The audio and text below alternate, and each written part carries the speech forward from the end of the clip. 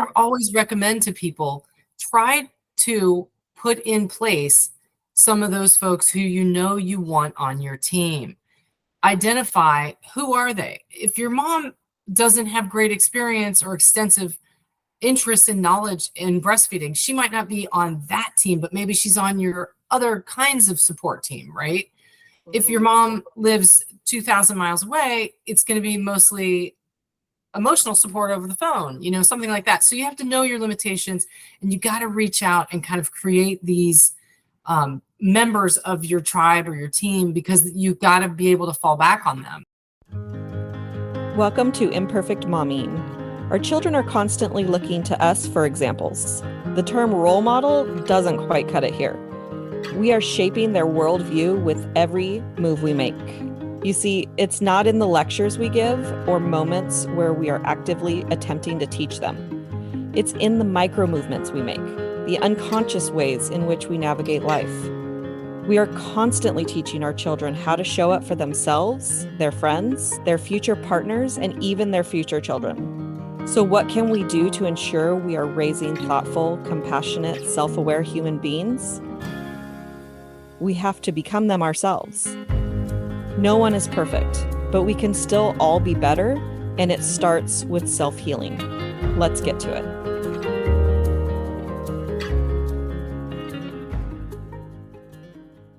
Welcome back to Imperfect Momming, and we have a very special guest today, Kelly Durbin. Welcome to Imperfect Momming.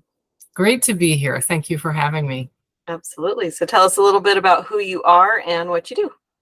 So before I became a mom, I was a fourth grade teacher, but I didn't really connect with teaching at that level, even though I had gone to college and trained and all that. And I thought, okay, this is going to be great. This is what I want to do. After about 5 years, I really was rethinking my plans. And at that same time, I became pregnant, and we moved. So we left our state even. And I really didn't even look for a job because my baby was due in October. And I thought, well, I'll figure it out later. I'm just going to go have this baby, and then I'll get back to teaching. It was all completely different after the baby was born. And all of a sudden I opened up to this whole world of birth information, breastfeeding, and that changed the whole course of what I do as a career. So I never went back to teaching fourth grade. I became certified as a childbirth educator and a lactation coach, and later on I became a board certified lactation consultant. And now I do sort of a combination of all of these things. My day job is I work for Childbirth International. And right now I write curriculum content for them. And I've been with them about, 10 or 11 years, maybe a little longer. And I'm also a volunteer breastfeeding support person. So I provide volunteer breastfeeding support through La Leche League. And I've been doing that for almost 15, 16 years, something like that. So it's a mix up of things in the birth and breastfeeding world. And last year I released a book, which was really exciting. So I became an author, and I wrote a book about breastfeeding. So I am doing, in the midst of my work with Childbirth International, I also promote the book on the side, and I do some research and speaking for breastfeeding conferences and things like that as well. Well, I will start by saying congratulations on writing a book, because it's not easy. It's not. Well, what else was I supposed to do during the pandemic? Right. I would love to see a statistic on how many books were written and or published during the pandemic. You are right on the money. That is probably a great question. I would love to know too. Yeah. And I don't know if you know the answer to this, but I will ask you the question. What percentage of moms struggle with breastfeeding? I don't know a specific number, but I can tell you this. Nobody has a completely straightforward textbook, easy, like everything goes really well. That doesn't happen. Everyone deals with something. Some people have a high degree of difficulty. Some people have just sort of like these bumps in the road that they can easily deal with. But most people, it's kind of somewhere in the middle.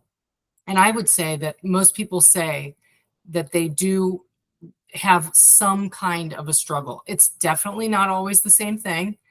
And for some people, it's just related to getting things off the ground. Like, how do I get started and get through the first, 10 to 12 weeks? And then it's smooth sailing. Other people find that their obstacles kind of keep coming, or maybe they come later on, like when they return to work. That can sometimes present the struggle. I know there's a lot of guilt that comes along with I can't breastfeed, or I think I've heard even moms say I don't want to, which is a valid choice also. Absolutely. And I mean, my son's 12, so thinking back that far can be a struggle. And I don't recall what my struggle was. I feel very fortunate that my mom was there with me. And I vividly remember her coming up to me and going like this on my breast. And she's like, nope, milk's not there yet. So your mom was totally clued in, and she had this sense of knowledge that she could give you. Mm-hmm. That's fantastic. Yeah. And I talk about a lot how fortunate I was, I feel like, in the first 6 weeks of my life, where my son's dad was deployed. So I got to adjust to being a mom by myself. And I had my sister come and stay with me for the 6 weeks for the first 6 weeks. And she had a job, so she would go and work her job, and then she would come back and she would hold my son for an hour every day. And that hour break it felt like it was all I needed. Mm-hmm. in that time. It was like, because I just went and unloaded the dishwasher with hands free. I ate my dinner hands free. It was like so I know. And then I have one friend, I always referred to her as my friend who knows everything. So if I had questions, I had my mom, my mother-in-law, and my friend who knew everything to ask all the questions, and I had all the support. So I love, and then I had times in my life that I didn't have support. Or in my parenthood that I didn't have that support. But so what are some of the common struggles that you said there's a range of them. But I mean, I remember that, like, I remember the first time the milk dropped, and yes, how it it's like I can almost feel it now, because it's such a distinct feeling, right? It really is. So I'll finish asking my question. What are some of the things that moms struggle with? And if you have any tips on how maybe just the knowledge of it is helpful. Well, I'll tell you, people struggle on all levels of breastfeeding. And one of the reasons why is that, unlike you had a mom who was there, who knew what she was doing. She could give you some knowledge and support. A lot of people don't have a built-in system, and we can't always rely on the staff at the hospital or the birthplace, because sometimes those folks aren't trained in lactation. A lot of times they're not. So they may be able to help with like tips to help you latch the baby and get going, but maybe they don't have the depth of knowledge or experience to address all kinds of things that come up. And they aren't at your house 3 days later when you are at home, you're by yourself, and you need some kind of coach. You need a support. You need someone to help, because frankly, we are not really meant to do this by ourselves. This is sort of a team sport. And I know that sounds really goofy, but in the way of like, just think of it as like maybe 200 or 300 years ago, or even further back, it would be happening in obviously in your family, but in a community of women who are knowledgeable in your city, town, village, wherever you might have lived, that would come and attend to all of your needs, so you would not be alone. And they would be passing on the knowledge of, okay, here are great positions. Here's the information you need on day 1 and day 2. And, so we're up against, and this includes basically everybody, we're up against this deep kind of deficit of knowledge that came about after 1970, 71, when we reached our lowest point of breastfeeding in the United States. And so at that time, and I think it was probably in 1971, only 24.7% of people were putting the baby to the breast on day 1. And by the middle of that year, almost all infants were formula feeding. So what ended up happening was the people who were parenting in the 70s, in the 80s, and even into the 90s, they didn't have the skills for breastfeeding. And so when their children got old enough to have kids, and that would have been me, I was born in 1971, we didn't have parents who could help us and a really good depth of community support. So there was support, and there still is, but you have to go out and find it for yourself. That's the hard part. And especially for people who were, born in families that weren't breastfeeding at the time, way back when.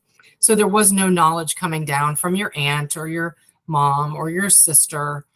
That is changing, fortunately, for a lot of people. And you are a great example of this. Like, how great is it that your mom could actually come in and be a great help for you? A lot of people find that if their mother didn't have experience with breastfeeding or didn't have sort of long experience, maybe they breastfed for 6 or 8 weeks, it doesn't tend to translate very well, because then if they know formula much better, they might say, if they see their own daughter struggling, they might say, just try a bottle at night or whatever. And they don't mean to sabotage you. It is truly coming from a place of, I want to help you, but I don't have the skills. I don't have any lactation skills. And I'm not being mean. Like, most people don't have lactation skills, right? Yeah. So we struggle with finding good support because the obstacles come up on day 1. How do I latch this baby? How do I know if it's going well? What do I do if I suddenly have nipple pain? What if the baby seems to be irritated, not satisfied, not getting enough milk? There's so many questions. And if people aren't plugged into really good support, we tend to struggle, and then things just kind of dwindle, and we get into a cycle where, like, okay, I'm questioning everything. I'm not sure if this is working well. I'm having a ton of pain. The baby isn't peeing and pooping enough. My doctor says, oh, I should just supplement with formula. Then you start to get into a spiral where maybe now that the baby doesn't come to the breast enough, you're not making enough milk.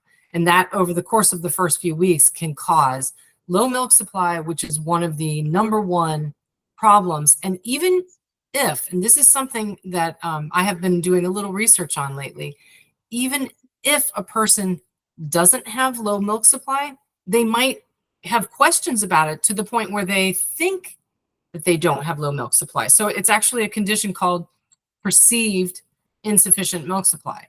So the supply is fine, but the mom thinks that there's not enough milk there.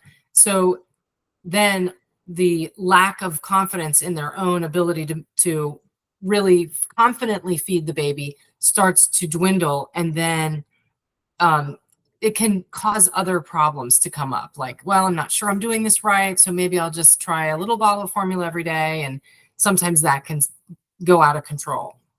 Does that show up like they pump, they see it's like 3 ounces and they're like, well, that's not enough, and so then they supplement with, is that kind of how that comes about? Or how does it, where's the perceived low milk? It can come in that is one excellent point, because that is a one way that people do perceive that they don't have enough milk. They can see if they're pumping that, okay, oh no, they said I should be getting X number of ounces every time I pump. So unless you're really educated and you've taken a great breastfeeding class and you're connected to good support where like you could, you know how you said at the top of the hour, I could call my friend who knows everything, or I call my sister or my mom. So if you don't have those support systems of knowledgeable people, you can kind of start to doubt things. And of course, we all know you can find all sorts of wacky advice on the internet. Some of it's good, really. But if you're not looking at the best website, you might also find some outdated advice or things that are just plain wrong or random. But yeah, sometimes pumping leads to the perceived insufficient milk supply. Sometimes people think like that they the way the baby's behavior is going, like the baby cries every afternoon between 6:30 and 8:30 and I must not have enough milk, or the baby's waking too much at night, he must be hungry, without knowing that a lot of these things are kind of rooted in normal infant behaviors, and it doesn't always point to a lack of milk. So that's why it's good to have an excellent connection to somebody who can help you to understand, like, okay, well, some of this that you're experiencing is completely normal. Let's figure out how to support you to work through these things, you know. What I like about you saying that it's a team sport is it's a different way of saying it takes a village to raise a baby, Absolutely. because it's so true, but because it's so true, it's very cliche, and so Yeah. people kind of roll their eyes because it's so cliche. But it's like, oh no, but like, you don't understand. I feel like I'm as healthy of a mom as I am because I had a support system before I got pregnant, during my pregnancy, postpartum, and many years. I mean, my son's 12. Like I still have a support system of people that I go to when I'm like, hey, I have a question about this. This is what's happening. And having that team on your side that can reflect back to you that you're doing a good job. Exactly. And what you're dealing with is normal, or what Yes. you're dealing with is, this is how I can support, this is how you can get support with what you're dealing with. So important. So did you plan specifically? You said you had this support team in place in pregnancy, you know, throughout your perinatal period, right around the birth and postpartum. Did you plan specifically, like, these are the people I want on my team, or did you feel like it kind of happened to you? It wasn't a conscious plan. I was in a direct sales business that was our most direct sales business, mostly women. I was in a direct sales business that was mostly women. And so I had a lot of girlfriends before I got pregnant. When I got pregnant, I had a lot of girlfriends that had, you know, 7 or 8 years old or 8-year-old kids. So they had a lot of knowledge. Mhm. And I've always been a people person. I've had a lot of my current friends say things like, I don't know, like, you have this support system that I yearn for. Yeah, it sounds And like the dream team. yeah, my friend who knows everything, she actually ended up getting, we don't really talk anymore because she got mad at me that I would ask her questions, but she didn't recognize that, like, I would rather talk to a human than talk to Google. Oh yeah, And absolutely. and and I you know, I take responsibility for the ways that she felt hurt, but you know, now I have a different friend who knows everything, and I've told her, hey, I already lost a friend who knows everything, and she goes, please ask me anything, because I have so much knowledge and I love teaching and sharing my knowledge. And I was like, you found the right friend. This is So brilliant because yeah. I always recommend to people, try to put in place some of those folks who you know you want on your team. Identify, who are they? If your mom doesn't have great experience or extensive interest and knowledge in breastfeeding, she might not be on that team, but maybe she's on your other kinds of support team, right? If your mom lives 2,000 miles away, it's going to be mostly emotional support over the phone, something like that. So you have to know your limitations, and you got to reach out and kind of create these members of your tribe or your team, because you got to be able to fall back on them, right? And it's real. Like, you're going to need to call people at night. Like, what do I do? How come this is happening? All kinds of the strangest things happen right after birth. We all have questions, right? Yeah. Yeah. And I always think about how, like probably 50 people held my son in the first 6 months of his life because of this direct sales business that I was in. And he's such a social butterfly. Like, he makes friends really easy. And maybe that's because I was that way when I was a kid. And maybe it's because he got exposed to many, many people in the first 6 months of his life. Who knows? But it's, there a lot of the things that I think new moms are afraid of, I wasn't. And I think part of that was because I spent 10 years not wanting children. And so because I didn't want children, I didn't spend any time around children. So I didn't ever pick up these, fears and beliefs that other people may have. Like, you don't want to, and I'm not saying I'm 100% smart, that because some babies get sick by having 50 people hold them, and maybe I just got lucky, but I just always did what felt right for me, which is why I really try to help moms get in touch with their intuition.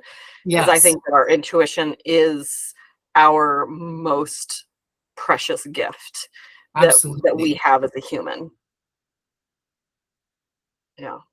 Yeah, this is really and truly the one sort of guidance system that if something you're making parenting and feeding choices, and even during labor and birth, if it doesn't feel right, you got to explore your own instincts, right? And go with what works for you. I don't know if this is true, because I totally heard it on a TikTok. Which I hope is a phrase that people adopt instead of I heard it on a TikTok, so it's true. But I heard that the reason that we give birth on our back is because a king somewhere at some point wanted to see the babies being born. I have heard this story too. Right? Yeah, I heard this. So the most natural position for childbirth, if you leave people alone and they're just doing it uncoached by I'm not saying alone, like you're on your own, but if you're not actively coaching someone and they're not hooked up to all the equipment, the monitors, the, IVs, all that stuff. If you're just sort of uncoached, the most common way to give birth is squatting. So you're not on your back, you're certainly not lying down, but you're also not standing up. It's more of a squat, a supported squat position. Now, there are other ways to do it where you're not lying down, which is really nice. There's a stool called the birth stool. I don't know if you've ever seen one. It looks like a chair because it supports you on your legs and your butt, but it has space for the baby to actually come through. So there's really no seat to the chair. It's sort of like a C-shaped thing. So anyway, the birth stool is another option. Some people do choose to labor kind of on all fours, although to me that seems like you wouldn't want to put that much pressure on your hands or arms, like even if you were lying down like on your forearms or something. But a lot of times people will use a birth ball, which of course is a yoga ball, or some other types of equipment to support them while they're giving birth. Now, what's interesting, and a lot of people don't necessarily explore this idea, the hospital beds in all of our hospitals are convertible. They don't have only one position where the bed is flat. The bottom of the bed can completely drop out so that your feet are like, it almost looks like a converted chair. So you can labor in a more upright position, and there is a bar that can go over the top of the bed so that the person who's in labor can actually support themselves by holding on to the bar overhead in a supported squat position. So even if you're giving birth at a hospital and you're in the bed, you can convert the bed to different shapes and different, I don't know what you call it. It can have different positions so that you can choose different positions yourself, which is interesting. That is really interesting. And I'm just like, I'm kind of glad that I'm done birthing. Yeah. Yep. And there's part of me that's like, I wonder if I did it again, if I would try something different. Because I'm like, I'm a kind of a pro at the normal way now, air quotes, the way that everybody else does it now. But it would be interesting. Now I'm having trauma flashbacks. I've been a surrogate 4 times. So Wow. the last time was twins, and I had a C-section, and so like my body is remembering and a little birthing trauma. Yes, absolutely. But That's incredible. oh, thank you. No, it's very fascinating. Just everything that you've described as like how we've lost a lot of knowledge and how things have transitioned and evolved over time, and the crazy rumors as to why things have evolved. And I think that my mom was able to support me because her mom supported her, and my grandma had 7 children. And if I'm not mistaken, she probably breastfed them all. And she just loved babies. And that's why she had 7 of them. Wow. And the last ones was twins also. So I was like channeling her. It was during that pregnancy. I'm like, I think you did this to me. I love you anyway, but I think you did this to me. But well, I love what you're doing in the world. So tell me, what would people find in your book? Okay, so my book is called Protecting Your Potential for Breastfeeding. I'll just show it to you real quick. Let's see if you can see that. It is a guide to breastfeeding. But the reason that I felt like, okay, there are a lot of guides to breastfeeding out there. Why should I make the time and effort to write another one? I felt like not based on my experience, but based on my experience helping other people. So as I became a lactation consultant and have been providing volunteer breastfeeding support all these years to people, I started to notice that there are lots and lots of common threads. And it's all about, well, if only I had known such and such. If only I knew that, having all the IV fluid during labor would have impacted my ability to breastfeed in the first week of after birth. Or if only I had known that, whatever circumstance came up. So I was right before the pandemic, I think it was like in the late part of 2018, I had this idea that, almost all of us have the capability to lactate. Almost all of us do. It's very few women, and certainly there are people who, for a variety of reasons, find it really hard to produce milk. So that is a legitimate thing. I'm not in any way minimizing it because it does happen.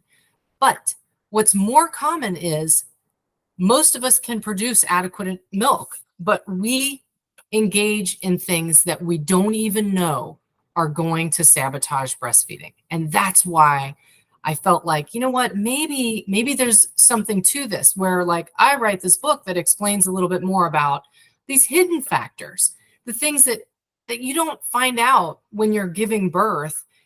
The person who comes in, the nurse who hooks you up to the IV, isn't going to tell you, hey, if you are hooked up to this IV for way too long and you have overhydration, this is going to cause problems for breastfeeding. Like, they're not going to say that to you. So unless you did a ton of research, you won't find out that there are risks involved in things like that. Because we don't think of ourselves as like, okay, we're just going in to give birth. How could birth impact my ability to lactate, right? Because it's supposed to be the next chapter. You have this baby, and then all of a sudden we're breastfeeding. And generally, in terms of nature, it's supposed to work like that. But now that we've introduced all the things that come with managed birth, there's a whole host of things that can impede breastfeeding in the first weeks. But as I started noticing when I was supporting clients with this over about a 10-year period, there's so many more things, like even after the first week, after birth, after all that, where, you know, you can get stuck in these obstacles and barriers that are really kind of hidden, things that we don't necessarily talk a lot about or that we know, or it's old information from our formula days where, you know, if you're formula feeding, it may not matter that the baby sleeps all night and doesn't wake up to take a bottle. But if you're breastfeeding, you got to keep getting up at night when the baby is little, because you have to put the baby to the breast and remove milk at overnight hours. Otherwise, you can compromise your milk supply. So the fact that bottle feeding and breastfeeding operate on different principles is another reason why we can't rely on our information from the formula feeding days. You know, so there's a lot of these sort of outdated concepts or things that don't apply to breastfeeding that, you know, if you tried to ask my mom or her mom, they might think that they could give advice about breastfeeding, but they weren't breastfeeders. So they would be operating on the formula feeding principles, which do not translate to lactation. So, I know your question was about what's in the book. The book is part 1 is a guide to breastfeeding, like how do I do this? And part 2 is a guide to the hidden obstacles. So how do I avoid all those problems that can pop up?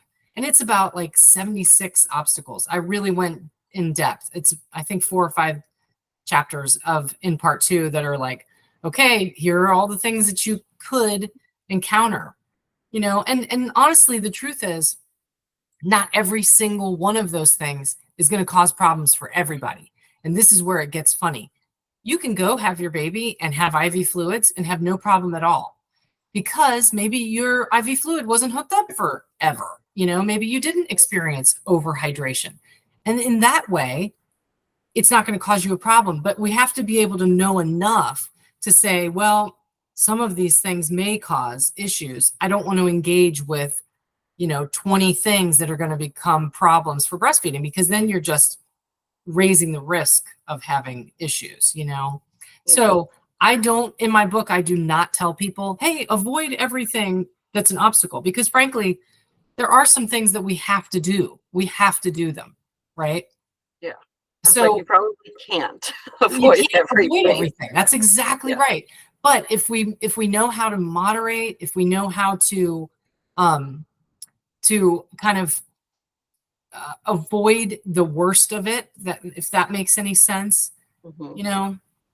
There's a concept that I learned in my direct sales business that I had applied to so much in my life that I didn't even realize for a long time is, but basically take what resonates and leave the rest. Absolutely. And so like, I didn't realize that not everyone knows that, even though at one point I didn't know it.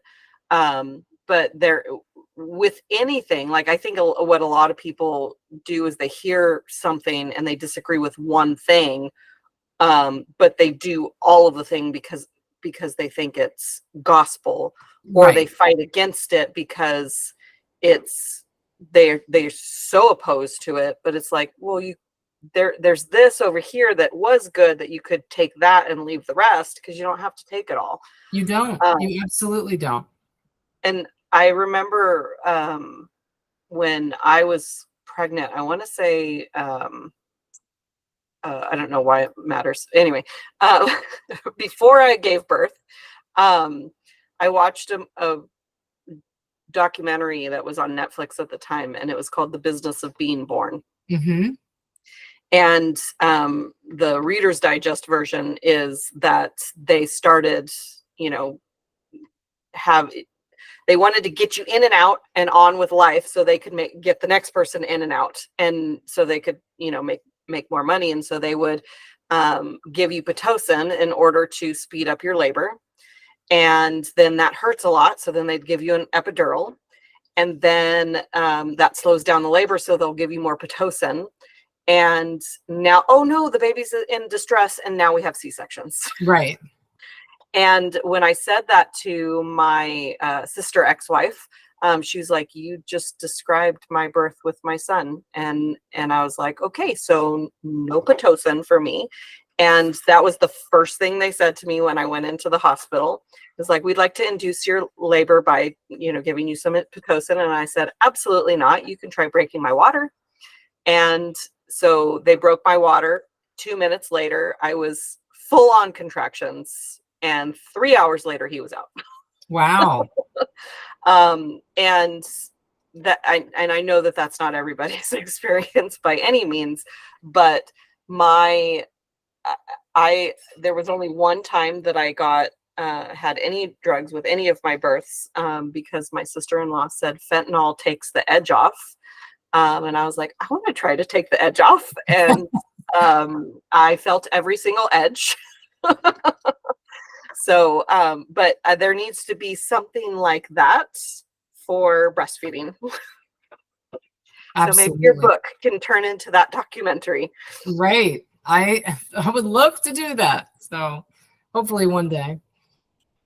So is there a piece of advice that you want to share with moms? I know there's a lot of good nuggets in here, but is there one thing that you want to sum up? So it's interesting because I don't know, maybe 20 minutes ago, you mentioned this right off the bat, right off the get-go.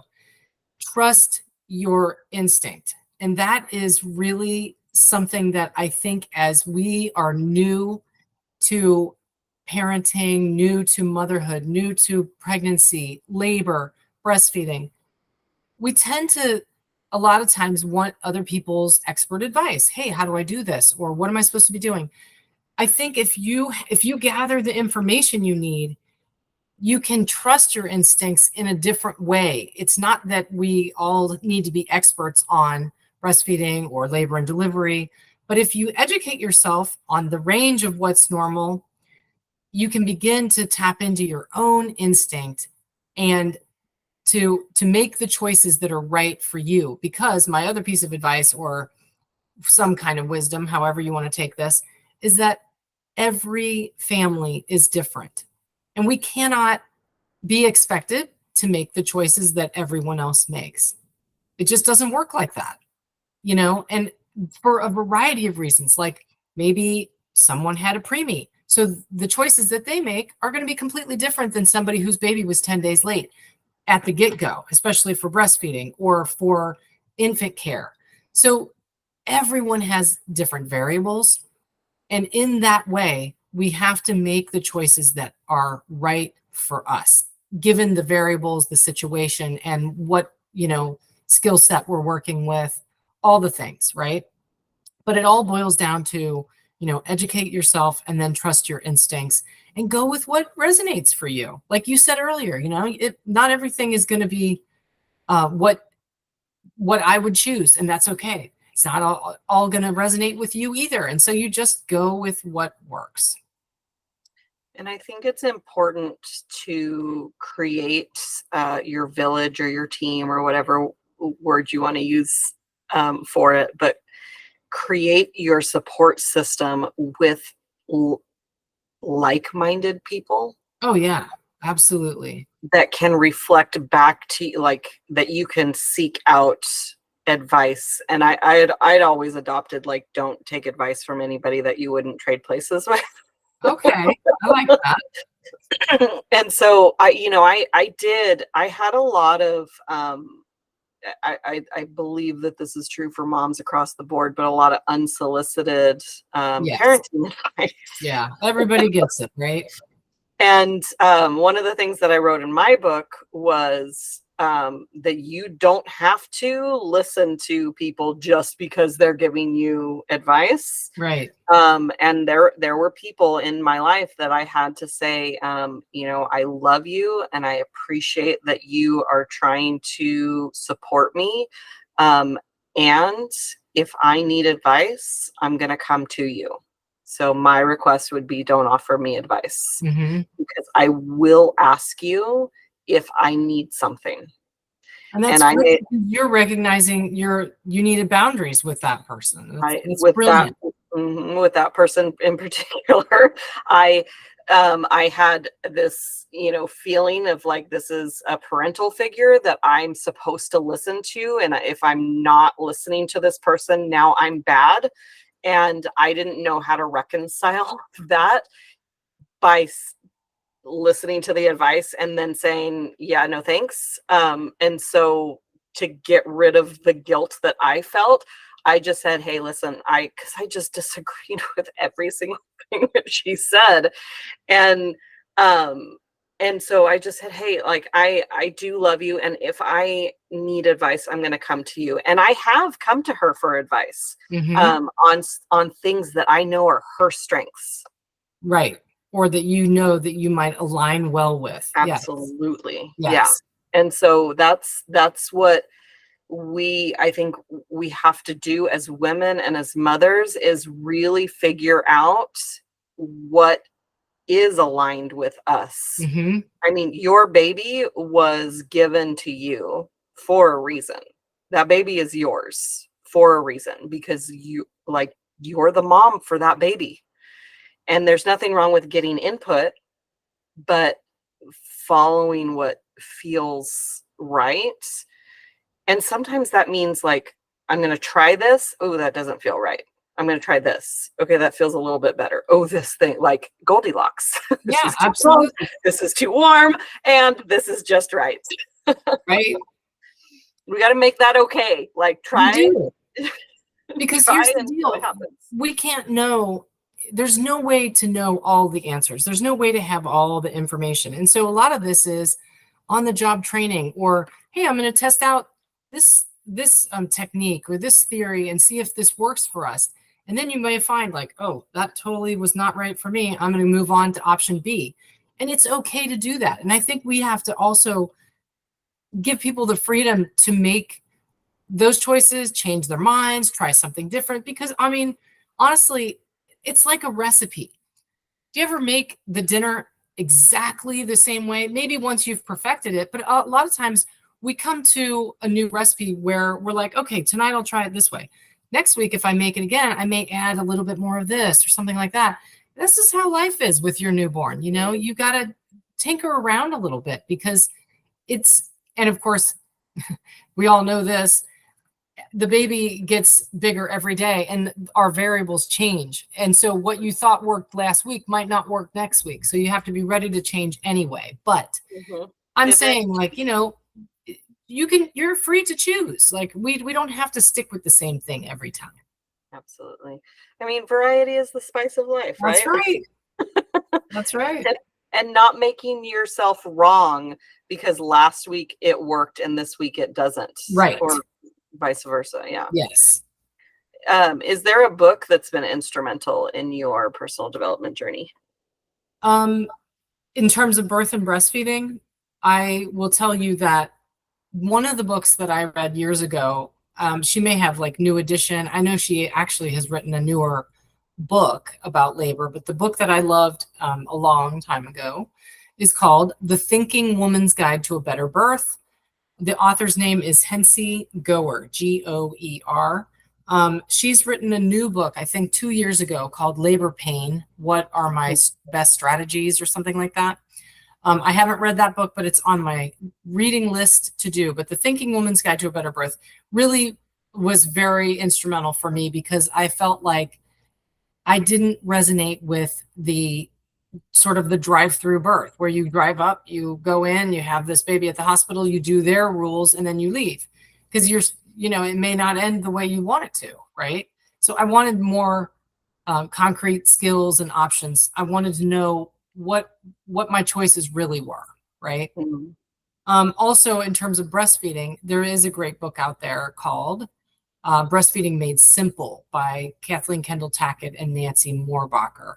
And that is about, in many ways, it's a very good guide to breastfeeding that's simple, just like the title says. So those two books were very important to me as I was kind of going through all this myself. And tell us the name of your book one more time. My book is called Protecting Your Potential for Breastfeeding. I like it. And I wanted to earlier and I kept forgetting, but thoughts on fenugreek? So the thinking has really changed over the last couple of years. Years ago, I would say like 20 years, 15 years ago, everybody was using fenugreek.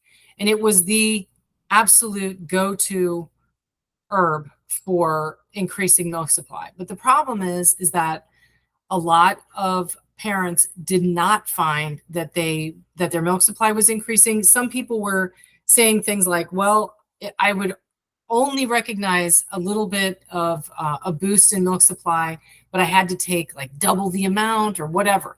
So in the last few years, and I would say maybe 5 or more, lactation is really getting away from recommending fenugreek. And so now when you look for a support supplement or something, if you see it on the grocery shelves or at the vitamin store, it might say fenugreek free, because they're working around this, because for a lot of people, it didn't work, or it even had the opposite effect, which of course nobody wants. So I would say it's, I guess the jury's still out, but a lot of people are moving away from it. Interesting. That was the thing that I would recommend, unknowingly, because I don't really do a lot of research. Like I said, I'm not a Google person. Somebody said use fenugreek and it worked for me. Yeah, and it does work for some people. Yeah, and I remember with one of my surrogacies, I pumped every time, because breastfeeding is good for your body. I know we didn't talk about that on this episode, but it's really good for your body and your uterus shrinking back to its regular size and all of that. And so I pumped every time. And one time it was specifically to give to the babies. Not every time I would donate it when the baby wasn't receiving it. But I made the mistake of taking fenugreek before the milk had even come in. And so it was just like, there was so much. Wow. So much supply that it was painful. Yeah, and that can be a problem, actually, oversupply. Yeah, it was wrong for me. Yeah, but I'm laughing about it because it was funny, because I was like, well, I'm gonna have lots because I want to donate it, and I was like, oh, I regret that decision a lot.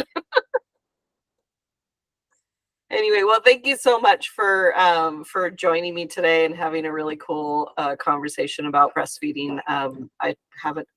We don't have very many breastfeeding conversations, so it's a nice change of pace. Yes, thank you so much. Thanks for having me on today. It's always great to talk about breastfeeding. I feel like it's something that we don't talk about enough. Yeah, there's a little bit of controversy. I remember there being controversy about, breastfeeding in public and all of that, and that probably stems from the 25% in 1971. Yes, and so it got away from popularity and so forth, and so anyway. We probably could have a whole conversation about that. We could indeed. Thank you so much. Absolutely. And so there will be another episode of Imperfect Momming for you all next week, and until we meet again, keep healing. Bye, guys.